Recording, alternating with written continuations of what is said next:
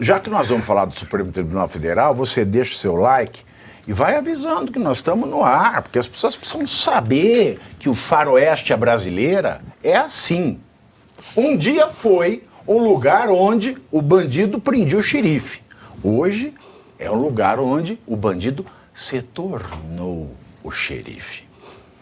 O presidente do Supremo Tribunal Federal, STF, Luiz Roberto Barroso, determinou que o governador de São Paulo, Tarcísio de Freitas, siga as regras estabelecidas pelo Ministério da Justiça sobre câmeras nas fardas da Polícia Militar. Ainda de acordo com a decisão, Tarcísio terá de manter o STF atualizado a respeito de cada etapa do processo licitatório para a aquisição dos equipamentos. Paralelo a isso, a Polícia Militar de São Paulo editou uma portaria que reitera a obrigatoriedade do uso de câmeras nas fardas e que o equipamento deve ser acionado em todas as ocorrências e abordagens. Júlia Luci, por que o STF não fala para a polícia da Bahia seguir isso? A polícia do Maranhão.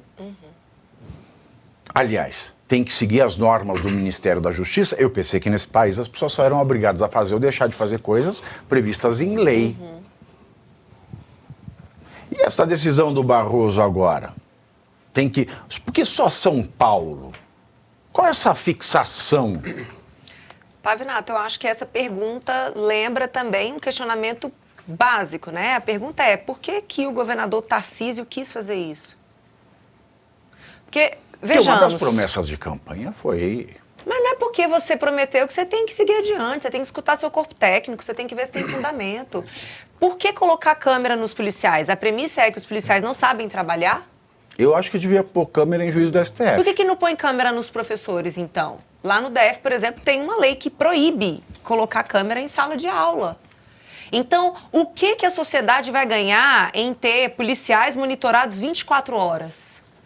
Imagina quem vai ter acesso a essas imagens, gente. Se isso não vai ser vendido para o crime organizado. Como vai ser fácil matar policial se você souber exatamente onde ele está, para onde ele está se deslocando? Assim, Pavinato, não faz nenhum sentido. E se você vai fazer, tem que acionar em toda ocorrência, e a hora que ele vai... acabou a denúncia. Acabou a o pessoa serviço não de tem mais inteligência. informante. Serviço de inteligência. Como é que você vai fazer inteligência policial? Não faz. Inteligência igual policial, você Luz, se então, disfarça, você burrência. tem que chegar num lugar sem que ninguém saiba que você é polícia, você tem que entrar em situações arriscadas muitas vezes. Então, gente, talvez o governador seja um que tenha que retroagir e desistir dessa compra, não insistir nesse ponto e não entendo também, inclusive do ponto de vista constitucional, não há nenhum abrigo constitucional, me corrija se eu estiver errada, nem no 144, nem no artigo 22, nada que diga que a União tem que entrar nesse assunto. A gente não está falando de Polícia Federal, nem Rodoviária Federal, nem Penal Federal. A gente está falando de Polícia Civil. A competência de organização é dos governadores. O Ministério da Justiça agora ele passa a controlar a Polícia Federal e a Polícia de São Paulo? Ju, você está esquecendo de uma variável super importante. Quem foi que determinou? Foi alguém que estava num congresso de uma entidade estudantil governada pela esquerda há 30 anos, dizendo que derrotou o bolsonarismo. Quem é a pessoa hoje? Isso é um fato, tá, gente? Isso é público, ok? Não aconteceu isso? Não subiu no palanque do Congresso da Uni e falou, nós derrotamos o bolsonarismo? Falou também que o STF era político. Então, vamos lá. Agora me diz uma coisa. Quem é hoje o nome mais proeminente dentro da direita brasileira? Já que, nesse momento, Jair Bolsonaro é inelegível.